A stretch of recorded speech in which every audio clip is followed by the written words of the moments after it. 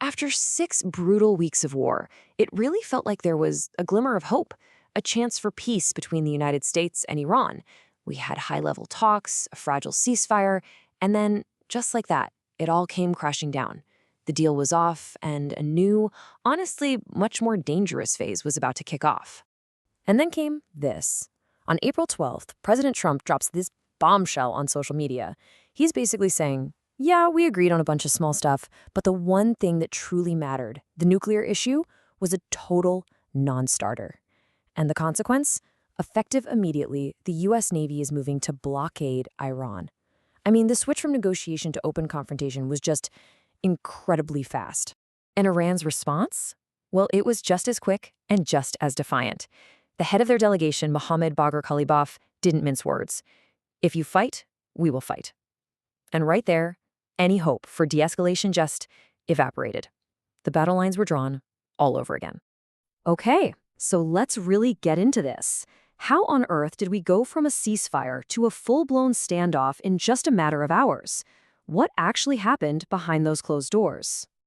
So, for 21 straight hours in Islamabad, Pakistan, officials from the U.S. and Iran were locked in a room. This was huge, the first direct high-level meeting between them in years. The whole world was watching, holding its breath. But after all that time, all that effort, nothing. They walked away with absolutely no deal. But to really get why it all failed, we have to back up a little and ask, why were they even talking in the first place? This wasn't some routine diplomatic chat. This was a pretty desperate attempt to stop a really nasty war from getting even worse. And I mean, look at this timeline. It's incredibly tight. The war kicks off at the end of February. A little over a month later, Pakistan manages to broker a 2-week ceasefire. And then just 3 days after that, boom, they're sitting at the negotiating table. The whole sequence of events was so rapid, so fragile. That ceasefire was so crucial.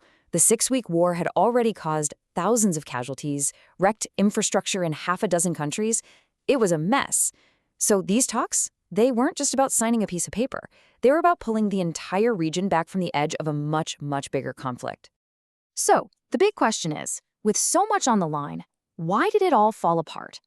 What were the issues so big, so impossible, that both sides decided that the risk of more war was better than the possibility of peace?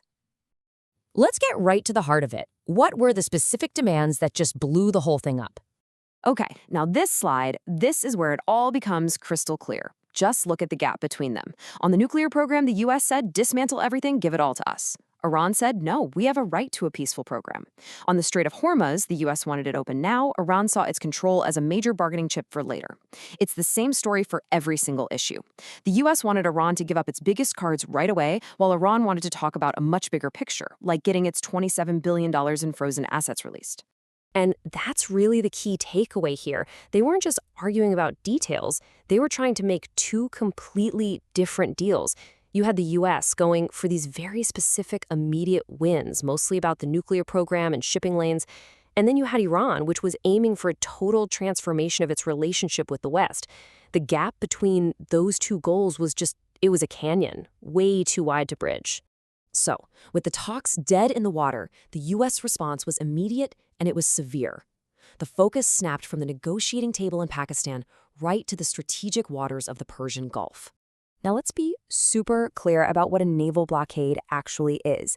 This is not a sanction. It's not a strongly worded letter.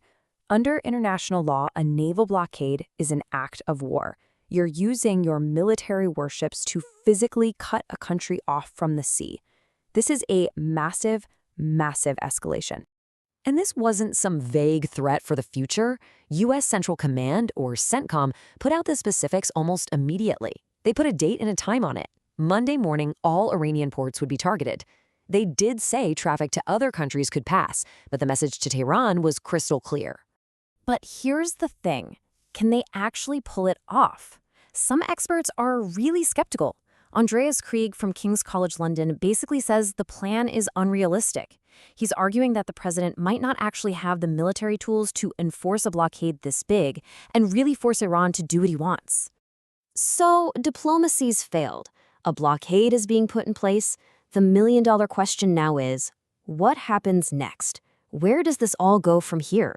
Well, the most immediate thing to worry about is that ceasefire. There's a ticking clock. It's set to expire on April 22nd. And with the talks collapsed and a blockade starting, there's practically zero incentive for either side to keep observing it. The whole region is basically staring down the barrel of a return to all-out war. And a return to war would be incredibly dangerous. Because for all the talk about crippling Iran's military, U.S. intelligence estimates that Iran still has more than 1,000 medium-range missiles left. Yeah, that's about half of what they started with, but it's more than enough to cause just devastating damage.